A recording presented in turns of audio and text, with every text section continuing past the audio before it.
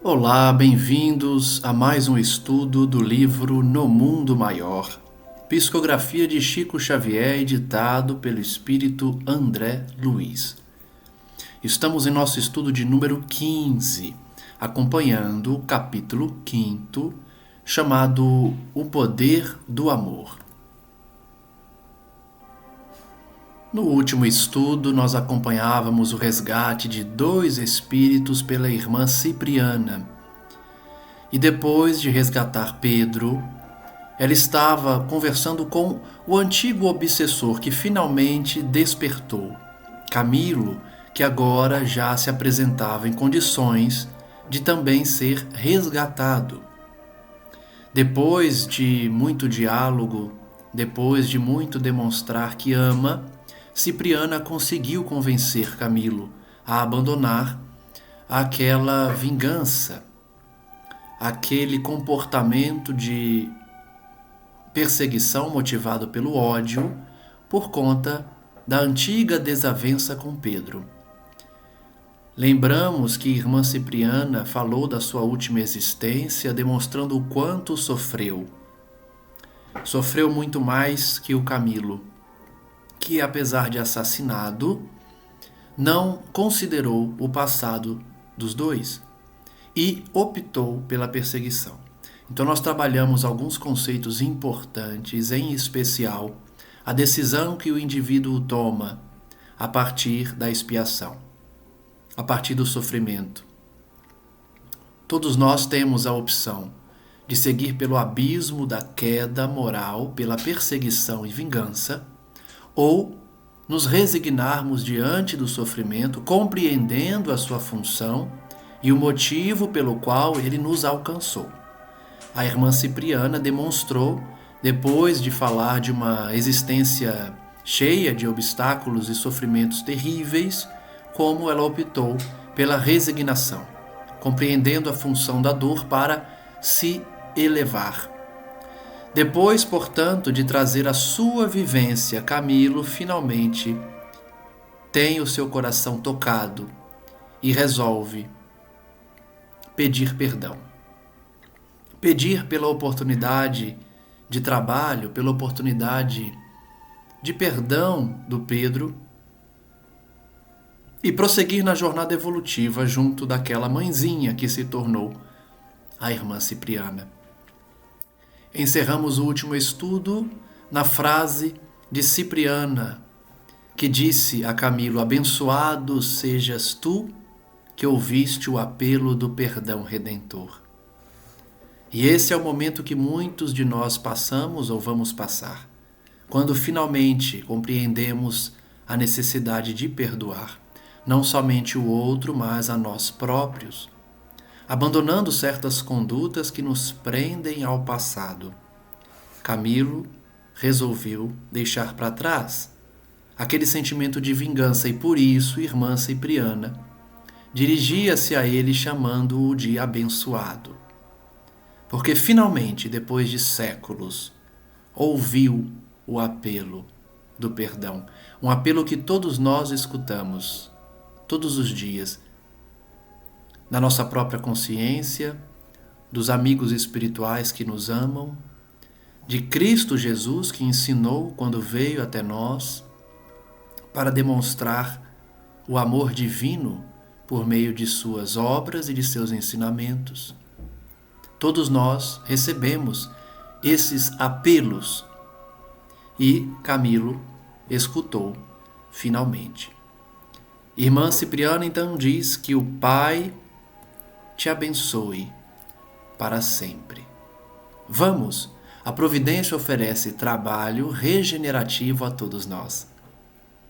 Trabalho regenerativo. Por quê?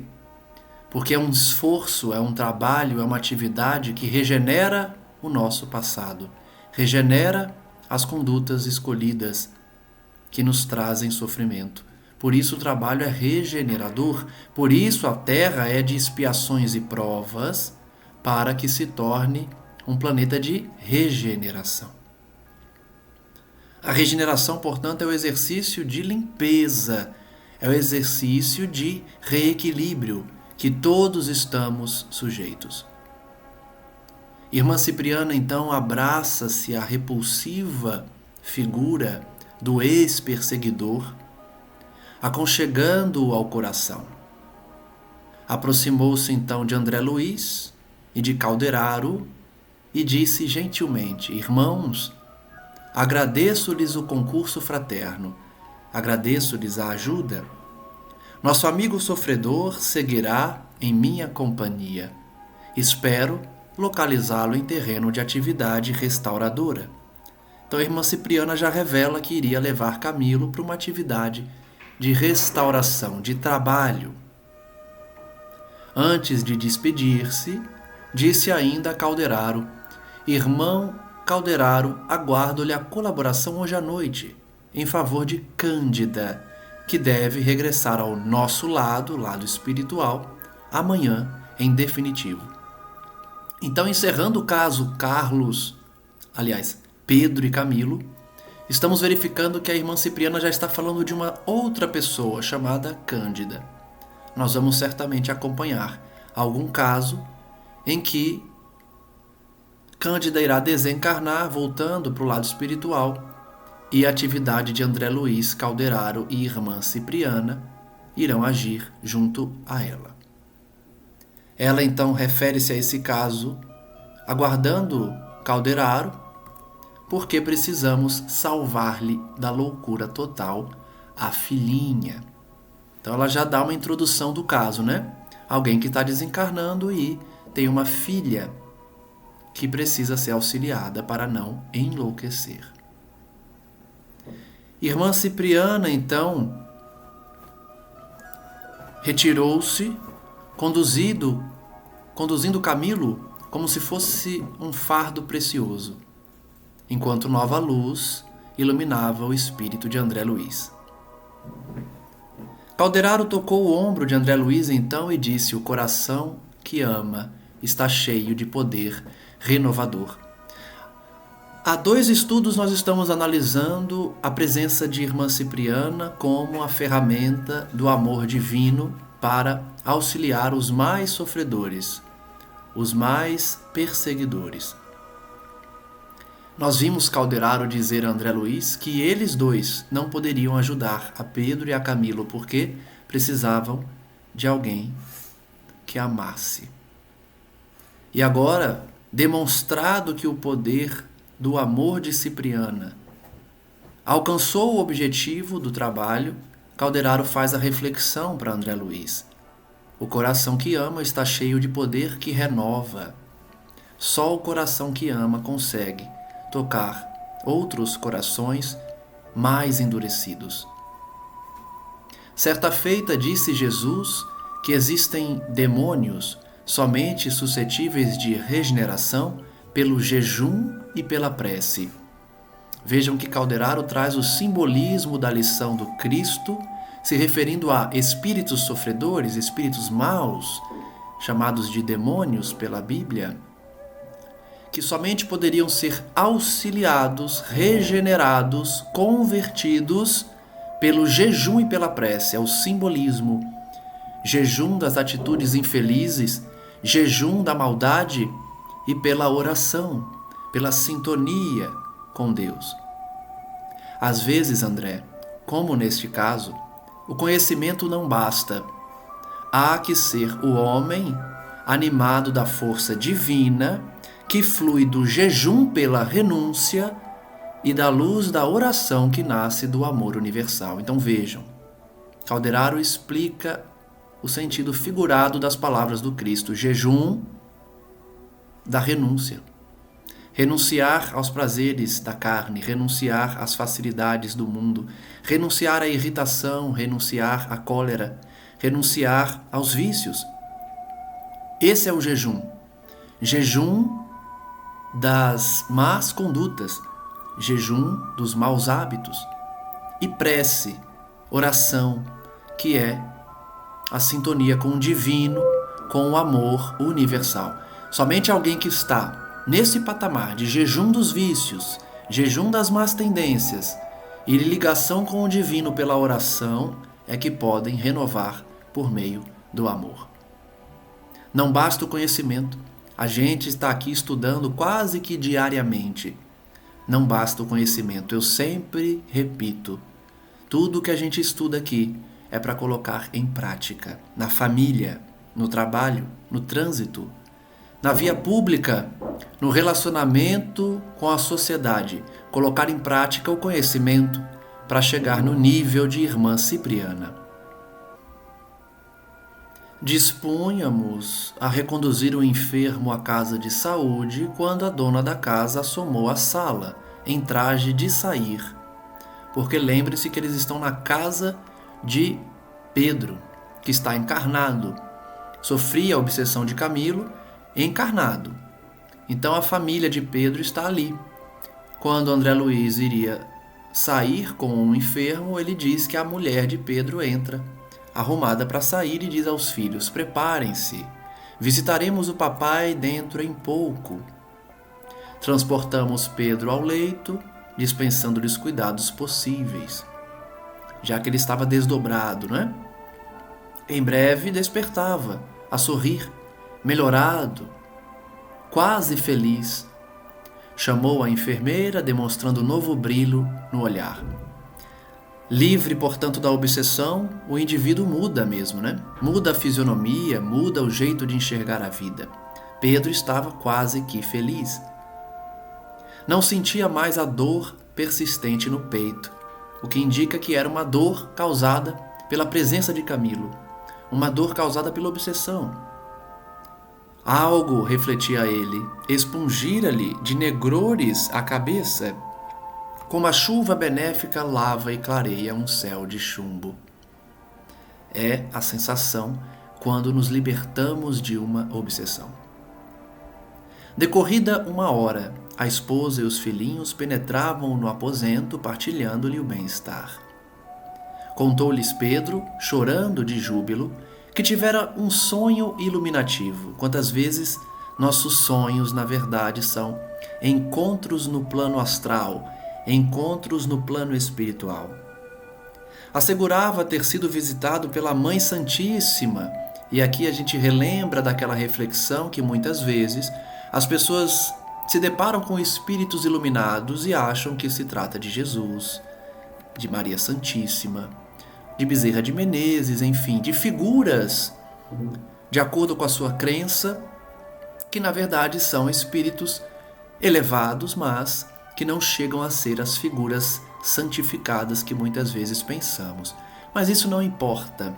Não importa se realmente era Maria, se realmente era o Cristo, o que importa é que era alguém que ama, como irmã Cipriana.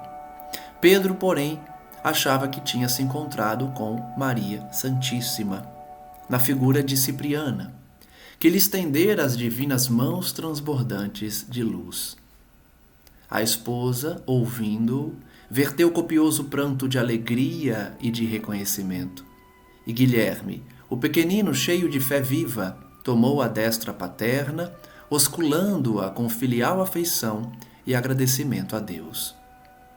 Sensibilizado, acompanhei a cena íntima em que a família reencontrava a paz e, recordando Cipriana, com a sua milagrosa atuação salvadora, compreendi que a mulher, santificada pelo sacrifício e pelo sofrimento, se converte em portadora do divino amor maternal, que intervém no mundo para enobrecer o sentimento das criaturas.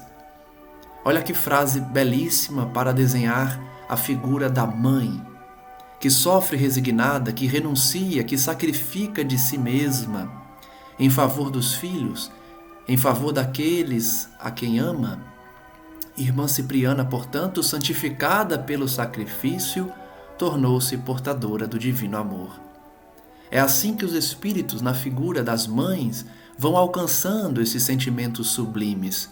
Por isso que nós aprendemos no Espiritismo que todos passamos pelas experiências de ambos os sexos, masculino e feminino, porque no sexo feminino, através da experiência materna, é que desenvolveremos certos sentimentos que o sexo masculino ainda não realiza.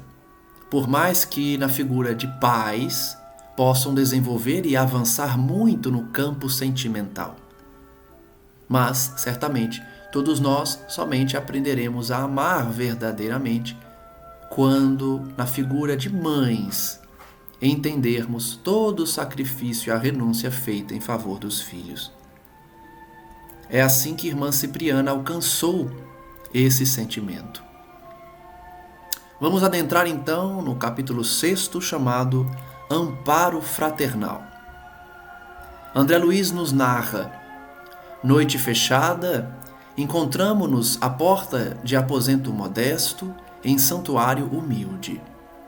Gentil irmã de nossa esfera nos aguardava no limiar, saudando-nos atenciosa. Avançou Calderaro perguntando: e Cândida, como passa? Muito bem, deve estar conosco em definitivo amanhã à noite. Então eles já estão na casa de Cândida, onde há uma entidade desencarnada, uma figura feminina desencarnada ali, que conversa com Calderaro, informando que Cândida vai desencarnar no dia seguinte. Irmã Cipriana recomendou-me vigiá-la, para que o desenlace se realize placidamente. Creio que nossa desvelada amiga já poderia ter vindo. No entanto, ao que me parece, a filhinha que deixará na crosta reclama certas providências. Então a gente já está entendendo mais o caso, não é? É uma pessoa que vai desencarnar, mas a sua filha, que vai ficar na terra, precisa de um auxílio, precisa de um cuidado. E a irmã Cipriana estava à frente desse trabalho.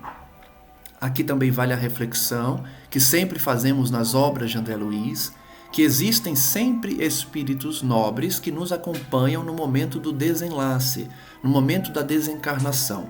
A depender do nosso mérito, da nossa sintonia, da forma em que vivemos na Terra, todos recebemos auxílio no momento do desencarne, que vai variar conforme a nossa necessidade e o nosso mérito. Cândida, portanto, estava ali com uma entidade 24 horas cuidando dela, até que desencarne. E além dela, a filha também seria auxiliada. Entramos. No leito, uma senhora, prematuramente envelhecida, aguardava a morte.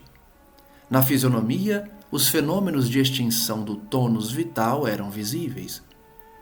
Cândida, a irmã que nos merecia tanto carinho, prendia-se ainda ao corpo por meio de fios muito frágeis, pela doce luz que lhe nimbava a fronte, emitida por sua própria mente, eu lhe observava a grandeza da alma, o sereno heroísmo.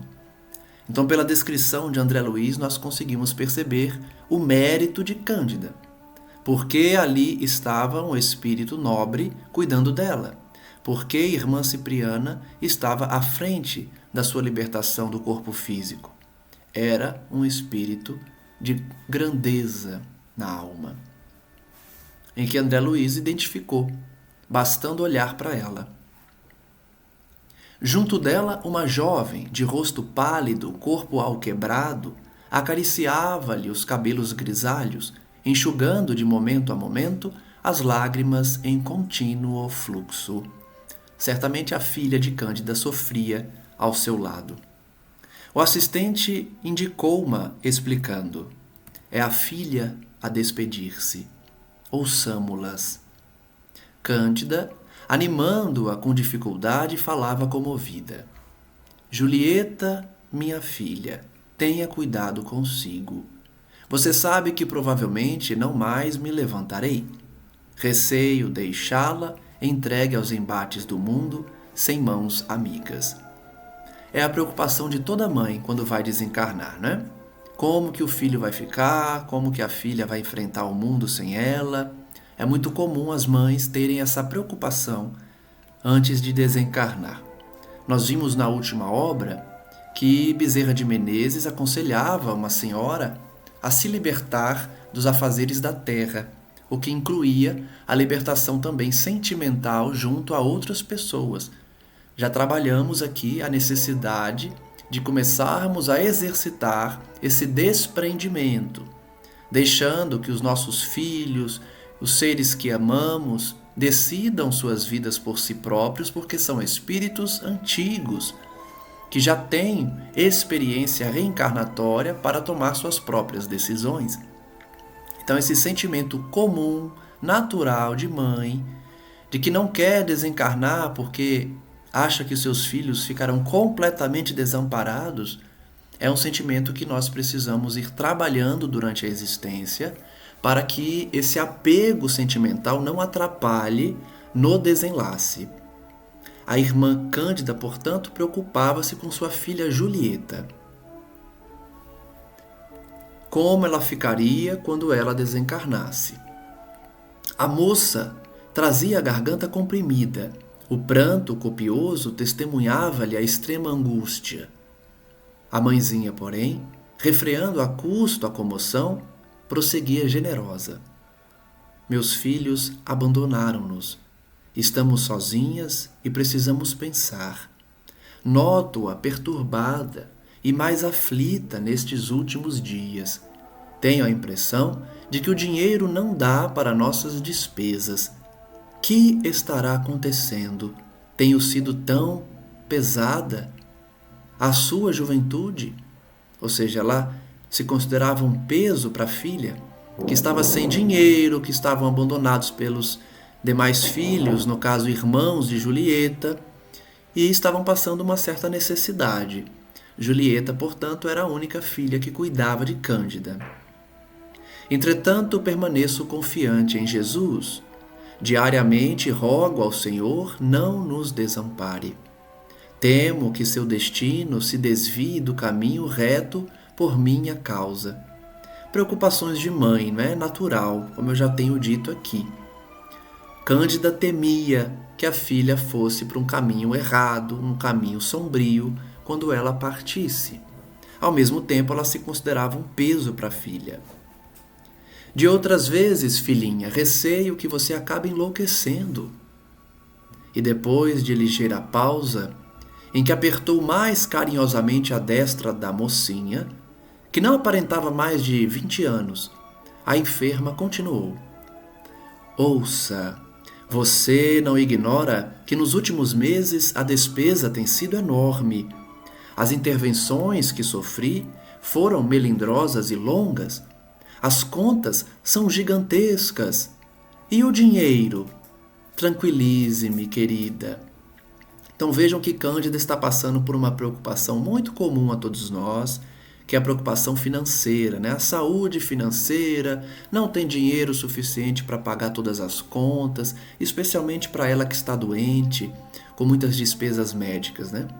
Certamente nós vamos aprender aqui que devemos ter confiança no Pai, por mais que a situação esteja difícil, tudo vai se resolver, as dívidas vão chegar, mas um dia serão pagas. O que importa é a gente ter saúde para o trabalho, correr atrás, né, para pagar as contas mais urgentes e confiar na providência divina. Mas vamos ver como Julieta e Cândida estão lidando com a falta de dinheiro. A moça enxugou as lágrimas abundantes e informou: "Não se aflija, mamãe, temos o necessário, estou trabalhando." "Mas a costura rende tão pouco", acentuou a enferma em tom desalentado. "Oh, não se veste tanto. Além dos nossos recursos naturais, tomei pequeno empréstimo. Dentro de alguns meses, tudo retomará o ritmo normal." Permita-o Deus. Fim do intervalo mais longo, a doente perguntou: "Onde está o Paulino?" A filha ruborizou-se e respondeu acanhada: "Não sei, mamãe." "Não se vêem há muito?" "Não", tornou a moça tímida. "Desejaria vê-lo. Temo partir de um momento para outro e não vejo pessoa a quem solicitar assistência para a sua mocidade." Então, talvez Paulino seja um companheiro, né, de Julieta, e a mãe deseja que ele cuide dela quando ela desencarnar. Talvez um namorado dela. "Que será de você sozinha, ao sabor das circunstâncias? O mundo está referto de homens maus que espreitam o ensejo de flagiciar." Preocupações maternas, naturais. Nesse instante, dos olhos lúcidos de Cândida escaparam algumas lágrimas que me abrasaram o coração. "Se eu morrer, minha filha", prosseguiu com tocante acento, "não se deixe arrastar pelas tentações, procure recursos no trabalho digno, não se impressione com as promessas de vida fácil. Você sabe que a minha viuvez nos deparou dificuldades angustiosas. Seu pai, contudo, nos deixou uma pobreza honesta e cheia de bênçãos." Então a gente vai conhecendo a história delas, né? O pai de Julieta, esposo de Cândida, faleceu, mas deixou elas com honradez, com bênçãos, ainda que pobres. E a preocupação de Cândida é que a filha não se desviasse do caminho. Hoje essa realidade é muito presente, né? As meninas têm oportunidades pela internet, pelos perfis de redes sociais ou de redes que estimulam a exploração sexual para ganharem dinheiro vendendo seu corpo online. Então esse tema é muito atual. A preocupação de Cândida era que a filha, sem ninguém a cuidar dela, acabasse se desviando para esse caminho degradante. "Em verdade", ela disse, "seus irmãos, fascinados pelo ganho material, relegaram-nos ao abandono, ao esquecimento. Mas nunca me arrependi da humildade e do trabalho." Então, os irmãos de Julieta abandonaram-nas também. Os filhos de Dona Cândida. "Cedo perdi a saúde e muito em breve os desenganos me lancinaram o coração. Todavia, neste grabato de silêncio e de dor, a paz é a coroa de minha alma e reconheço que não há fortuna maior que a consciência tranquila." Que lição de Cândida, né? Parece muito a irmã Cipriana, né? Apesar que a irmã Cipriana sofreu mais, porque foram muitas as tribulações, né? Ela perdeu 2 filhos numa guerra civil, 2 filhas foram para a prostituição, ela teve lepra e o marido a abandonou, a ponto dela passar fome. Essa foi a história de irmã Cipriana. Cândida também foi abandonada pelos filhos, mas ela não chegou a perder os filhos numa guerra, não foi abandonada pelo esposo, apesar da viuvez. Então são sofrimentos semelhantes e ambas resignaram-se diante das expiações. Cândida tem a consciência tranquila de ter passado fundamentos morais para os seus filhos, de ter se preocupado com eles na sua formação ético-moral, de enfrentar as próprias dores e a própria doença de cabeça erguida, sem reclamar. Então a história de Cândida e Cipriana se parecem. Ela diz: sabe o Senhor os motivos de nossos sofrimentos e privações, e só nos cabem razões para louvá-lo. É essa postura que devemos procurar ter: resignação diante da dor. Louvar a Deus apesar das privações e dos sofrimentos. Mesmo diante de doenças, de obstáculos, nós só temos a agradecer a Deus pelas bênçãos diárias que recebemos. De tudo quanto padeci, remanesce-me um tesouro, seu devotamento, minha filha. Então aí a gente já identifica também o mérito de Julieta, né, que ficou ao lado da mãe cuidando dela doente, enquanto os demais filhos a abandonaram.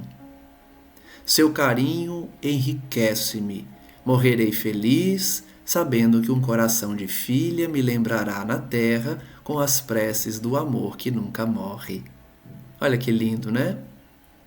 A gente também pode exercitar isso orando por nossa mãe, se já desencarnou ou não, mantendo na terra um coração que sempre se lembra por meio da prece dos entes que já desencarnaram. Entretanto, Julieta, não desejo que você seja boa e dócil tão somente para comigo. Obedeça igualmente a Deus. Consagre-lhe o amor e confiança. Olha que lição de Cândida que a gente já estudou aqui. Acima de amar os nossos entes queridos, nós devemos amor a Deus. Então, não só amar a mãe, o pai, os filhos, amar Deus também, sendo grato, sendo grata a Ele, confiando nele. Ele é nosso Pai de infinita bondade e de nós pede apenas um coração singelo e uma vida pura. Olha que reflexão bonita. Deus só pede de nós um coração singelo, que é um coração humilde, simples, que tem empatia pelo outro, e uma vida pura, uma vida longe dos vícios, de qualquer natureza, nesse exercício diário de reforma íntima. É só isso que Deus nos pede. É simples, a gente que complica. Conforme-se, filhinha, com os desígnios divinos, no turbilhão das provas humanas, e não descoroçoe, ou seja, não perca a esperança, não se desvie do caminho, mesmo diante das provas, principalmente diante das provas, né? Porque a provação, a expiação é a oportunidade que a gente tem de provar para Deus que a gente tem resiliência, que a gente vai manter firme a conduta no bem e na moralidade. Ó mamãe, não prossiga, soluçou a jovem, desabafando-se. Não prossiga, estaremos sempre juntas. A senhora não morrerá. Viveremos uma para a outra, jamais nos separaremos. Acalme-se, não quero vê-la aflita. Tudo passará. O médico prometeu-me iniciar tratamento mais enérgico. Tenhamos fé. Então veja que Julieta ela não aceita a desencarnação da mãe, né? Ela confia, ela tem esperança, que é natural também, de que a mãe irá curar-se. A gente deve ter, sim, essa fé, essa vontade, esse desejo de que os nossos entes queridos curem-se das doenças, né? Não há nenhuma crítica a essa postura de Julieta. É natural que os filhos não gostem de falar do desencarne. A gente só precisa fazer uma pequena reflexão, já que estamos estudando uma obra espírita, de que esse exercício de desprendimento também passa pela aceitação do momento morte, que é um momento natural, é um momento que todos iremos passar um dia e veremos também os nossos entes queridos passarem por esse momento. Essa passagem, essa transformação de vida física para a vida espiritual. Então, por mais que a gente não deseje a morte de ninguém, obviamente, nós começamos a fazer um exercício, após conhecer o Espiritismo, de que o fenômeno morte é natural, teremos que passar por ele e que a vida continua. Cândida esboçou triste sorriso, acariciou as mãos da jovem e falou: "Obrigada, minha filha, estou calma e feliz." Olhou em seguida os ponteiros do relógio próximo e acrescentou: "Vá sossegada, o horário de nossa palestra terminou." Beijaram-se comovidamente e Julieta, após carinhoso adeus, afastou-se. "Sigamo-la", disse Calderaro, atento. "Devemos assisti-la com recursos magnéticos." Então o tratamento de Julieta já vai se iniciar. E a gente percebe que Cândida não precisa de um auxílio mais direto de Calderaro. Para quem achava que Calderaro iria dar passes na Cândida que está desencarnando, verificou agora que, na verdade, Julieta é quem mais precisa. A filha de Dona Cândida é quem mais precisa. Tenho instruções de Cipriana a respeito. Ele estava instruído, portanto, pela irmã Cipriana. Em caminho, o instrutor esclareceu-me a história da agonizante. Então, Calderaro vai contar a André Luiz a história de Dona Cândida. Enviuvara Cândida, muito moça, com 3 filhos, 2 rapazes e Julieta, cuja educação lhe impusera amarga renúncia dos bens da vida. Então já vemos o exercício de Cândida de desprendimento material para criar seus 3 filhos, 2 homens, 2 rapazes e uma moça, Julieta.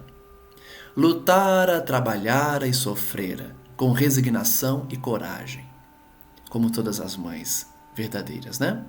Os filhos varões, a quem revoltava a pobreza do lar materno, abandonaram-na, buscando centros distantes, por atender a impulsos menos edificantes da mocidade. Então os 2 filhos foram embora, abandonaram a mãe. Perseverou a viúva na existência singela, consagrada à preparação do futuro da filha. Então Dona Cândida, depois que os filhos foram embora, concentrou os seus esforços em Julieta. Iniciou-a nos trabalhos de agulha, em que a menina se revelou de pronto excelente profissional, mas depois de alguns anos de provações mais rudes, a nobre genitora caiu extenuada. Então, depois de se dedicar a seus filhos, ao seu esposo, que desencarnou, a passar uma educação profissional para Julieta, Cândida adoeceu. Hospitalizada, sofreu diversas intervenções no campo orgânico, sem resultados apreciáveis. Tão aflitiva se lhe tornou a situação, que o recolhimento à casa de saúde já se alongava por 10 arrastados meses. Ela ficou internada então 10 meses. A princípio, por si só, Julieta conseguiu satisfazer as exigências financeiras. Com o escoar do tempo, viveu, porém, a pobrezinha, duelo tremendo entre a necessidade e o esgotamento. Então, depois de Cândida sacrificar-se a vida inteira pelos seus filhos, chegou a vez de Julieta se sacrificar para cuidar da mãe. Exaustas as possibilidades de que dispunha, recorreu a parentes que se esquivaram cautelosos. Quantas vezes, né, a gente pede um auxílio para um parente e o parente se esquiva? Fica a critério de cada um, né? Essa decisão de ajudar ou não um parente em necessidade. Apelou para amigos que se mostraram indiferentes. A gente sabe que é no momento da provação, especialmente da provação material, é que a gente descobre quem é verdadeiramente amigo. As despesas, no entanto, cresciam sempre implacáveis. A costura não lhe oferecia a compensação necessária. Visitava a mãezinha diariamente, ao crepúsculo, pondo-se a par da situação cada vez mais grave. Louca de angústia, bateu a todas as portas, e todas as portas permaneceram fechadas. Então, Julieta está passando por uma necessidade financeira muito grande com a mãe doente, e ninguém ajudava ela. Incapaz de perscrutar aquela situação em toda a sua profundeza com a genitora, que naturalmente não lhe desejava o sacrifício, cedeu Julieta a insidioso convite. Então a gente vai descobrir o que Julieta fez para pagar as contas. A gente chegou a fazer uma introdução, né, das tentações que existem para as mulheres no nosso mundo, em que algumas facilidades de dinheiro, a obtenção de dinheiro fácil, pode ser alcançada, pode estar presente, né, em diversos locais, especialmente com a internet. Então, Julieta, diante das dificuldades financeiras, acabou cedendo a um convite insidioso. Vejamos que convite foi esse. Passou a valer-se da noite a fim de trabalhar numa casa de diversões, com o intuito exclusivo de agenciar mais dinheiro. Cantaria e dançaria, melhorando a receita. Então ela não se prostituiu. Ela foi ser dançarina e cantora numa casa de prazeres, né? Que foi como André Luiz descreveu. Não, casa de diversões. Então, até agora, não há informação de que ela acabou entregando-se a questões sexuais. Mas ela estava trabalhando, então, na noite. Desde então, passou a representar o papel de uma ovelha assediada por feras, porque ela está naquele ambiente, né? Começa a ser assediada pelos homens, pelas pessoas que querem abusar dela, né? Da sua inocência. E por mais que resistisse às solicitações dos sentidos, em dada circunstância, não logrou furtar-se ao império das sensações. Por isso que a espiritualidade aconselha a gente evitar certos locais, né? Por mais que a gente se considere fortes ou capazes de resistir às tentações, diante dos inúmeros convites, uma hora a gente pode acabar cedendo. Foi o que aconteceu com a Julieta. Atraída pelas propostas de um homem, aquele mesmo Paulino a quem a mãe se referira não teve forças para resistir. Aceitou-lhe a proteção prematura. Então, Paulino é, de fato, o tal namorado, mas que acabou conhecendo Julieta numa situação delicada. Abandonou a máquina de costura e mudou-se do modesto quarto em que penosamente vivia. Fixou-se, então, no centro de diversões noturnas e, se comparecia a outros lugares, era sempre acompanhada por ele, interessado em tirar-lhe proveito da mocidade e beleza, qual cavalheiro vaidoso a ostentar uma joia. Então vejam que Julieta acabou se envolvendo com Paulino, que somente queria saber da sua beleza física, da sua juventude. Quantas jovens recebem convites todos os dias para saírem de uma vida mais humilde, mais simples, mas que tem dignidade, e se entregarem a uma vida mais promíscua, uma vida que, ainda que não tenha uma promiscuidade, ela somente existe pela atração física, corporal desses homens, desses parceiros que querem apresentá-las como um troféu, ao invés do sentimento sincero do amor entre duas pessoas. Julieta, no entanto, ocultava a realidade dos olhos maternos. Vestia-se com singeleza para a visita diária e, quando se fez acompanhar de Paulino pela primeira vez no hospital, apresentou-o a Cândida na qualidade de simples amigo. Então ela não chegou a confessar à mãe que Paulino era o seu amante, o seu companheiro, e sim apenas um amigo. E, como ela mudou de vida, estava se vestindo de uma forma mais arrumada, né? Ela trocava de roupa para visitar a mãe, para aparentar ainda uma pobreza. As aflições sucessivas da menina alteraram-lhe, porém, a saúde. Julieta começou a adoecer. Recordando os exemplos maternos, experimentava atrozes perturbações conscienciais. Vejam que Julieta está em conflito emocional e psicológico porque ela tem o exemplo da mãe, que nunca se vendeu, nunca se deixou entregar a prazeres baratos por conta da pobreza. E Julieta não resistiu e acabou cedendo aos pedidos meramente sexuais de um homem. Então ela tinha vergonha, porque ela lembrava da renúncia que a mãe fez e ela não conseguiu. Os prazeres fáceis não lhe amainavam o coração sensível e afetuoso. O dinheiro abundante não lograva atenuar-lhe o desalento. Então vejam que, mais um caso, que o dinheiro não atenua a consciência culpada. Não há fortuna no mundo que torne uma consciência culpada tranquila, que faça o sono de alguém ser um sono tranquilo, se há crimes na consciência.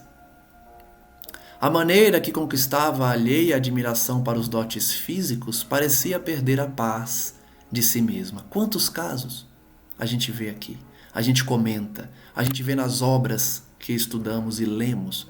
Quantos casos em que a fortuna, o status social, os prazeres não satisfaziam uma consciência culpada.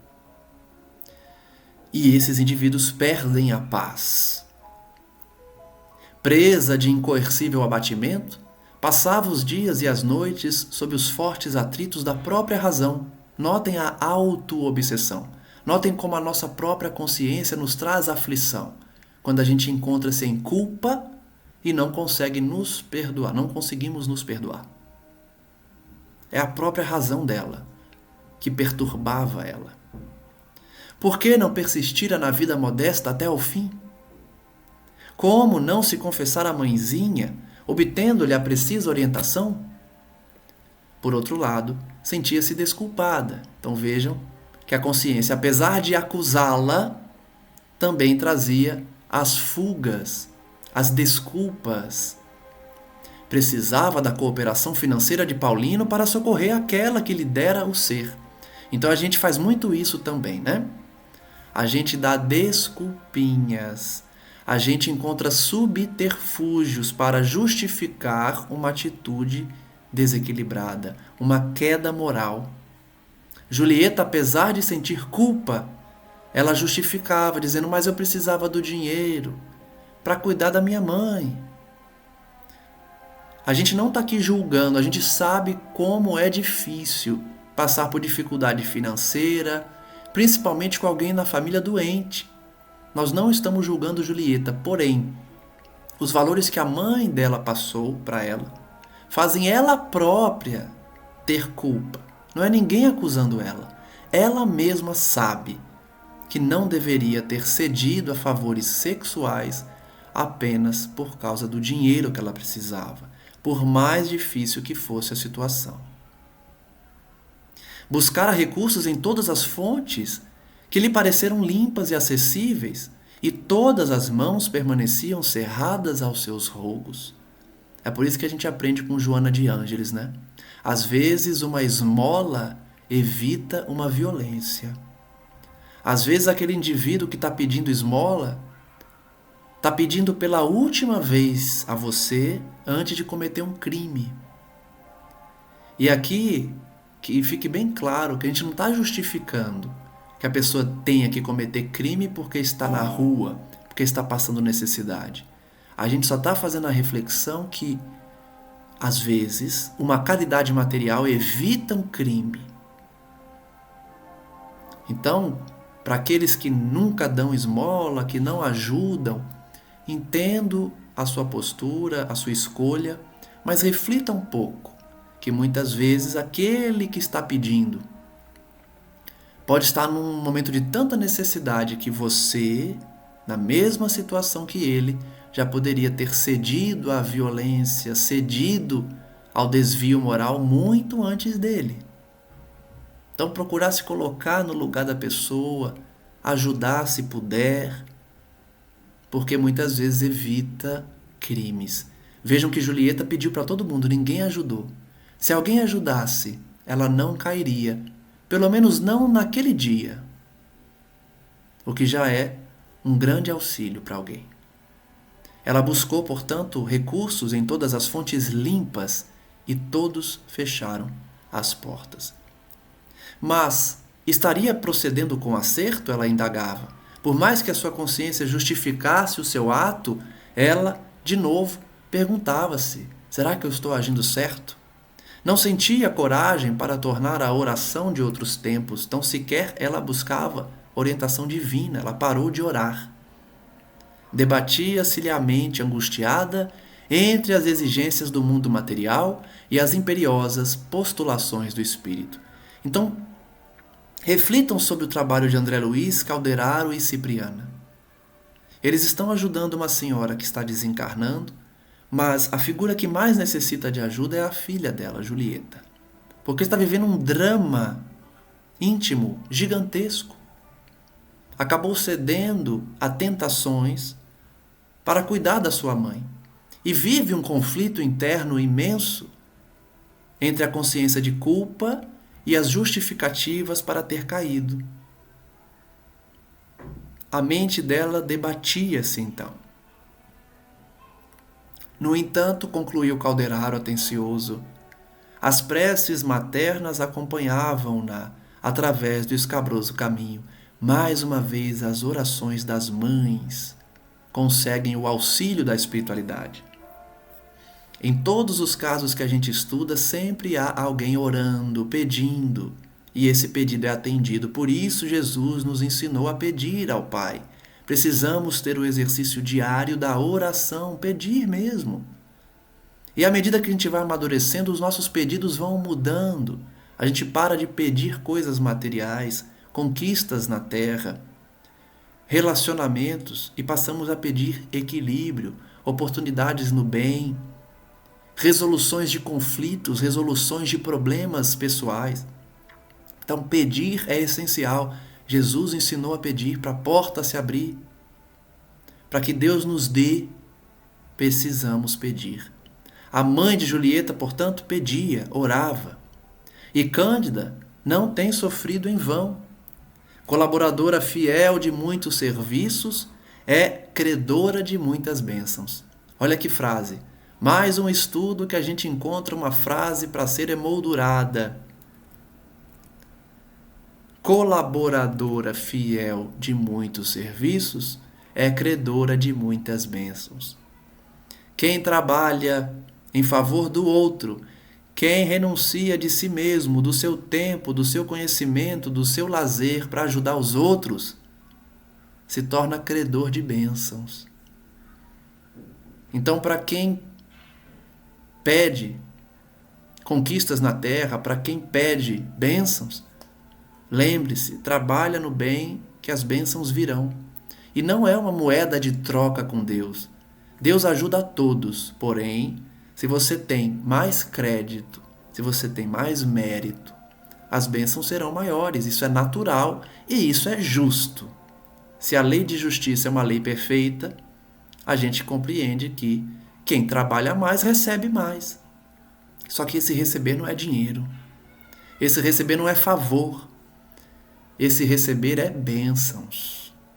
Quanto mais colaborarmos fielmente ao trabalho divino, maiores bênçãos teremos. Não há por que achar errado que buscamos a caridade para receber bênçãos. Tem gente que critica, né? Não vale nada se você tá ajudando o outro para ter benefício. Veja bem, depende do benefício. Se for o aplauso do mundo, se for dinheiro, se for para satisfazer um interesse mesquinho e egoísta, aí realmente a caridade não tem valor para você. Vai ter valor para quem você está ajudando. Para você não vai ter. Porque seus interesses são equivocados. Mas se você ajuda pensando que vai receber uma bênção, não há mal nenhum nisso. Você não vai estar fazendo exclusivamente pela bênção. Você vai fazer porque você está no exercício de desprendimento, o exercício de empatia, e como consequência natural, você será abençoado. A própria pessoa que está sendo ajudada vai te abençoar. E quando não faz, o guia dela, a mãe dela, um espírito amigo dela vai pedir para Deus te abençoar. André Luiz então diz: depois de inteirar-me daquele drama comum a várias mulheres jovens dos nossos dias, a mesma reflexão que eu fiz, não é? É um problema comum até hoje, em que as jovens têm uma facilidade ainda maior hoje, que é pelo OnlyFans, é pelos aplicativos na internet, em que podem realizar essa venda, essa exposição de favores muitas vezes degradantes em troca de dinheiro. Então, se na época de André Luiz isso já era comum, hoje é mais ainda. É um drama comum a várias jovens, especialmente aquelas que não tiveram fundamentos morais na vida ou estão passando por uma situação de necessidade financeira, apelando aos prazeres fáceis. André Luiz refletiu então nesse drama que acontece até hoje, todos os dias, e seguiu Calderaro até o aposento em que Julieta receberia a ajuda, o socorro da sua organização psíquica, da sua mente desvairada. Então, vamos encerrar o estudo de hoje nessa parte, vamos prosseguir analisando o drama de Cândida e de Julieta no próximo estudo, agradecendo a todos que nos acompanham, agradecendo a Deus pela oportunidade, os guias espirituais e as equipes de socorro e de divulgação da doutrina, por falarmos dessas obras maravilhosas, que possamos refletir sobre os inúmeros ensinamentos do estudo de hoje, especialmente na resignação com o sofrimento, de não optarmos pelos caminhos fáceis dos prazeres da terra e para nos mantermos numa caminhada justa, correta e digna da moralidade, mesmo que estejamos passando por dificuldades financeiras ou desafios na família. Pedimos então à espiritualidade amiga que abençoe a cada um daqueles que nos escuta, que trabalha conosco e estudam conosco, e que essas bênçãos possam alcançar a todos que estão buscando ser fiéis à prática do bem, à doutrina do Cristo, ao Evangelho de nosso Senhor, a fim de que todos nós despertemos para as verdades eternas e possamos tomar a decisão em nossas vidas de mudar o rumo das nossas existências para o bem, para a prática da caridade, para o exercício do amor, da fraternidade, da empatia.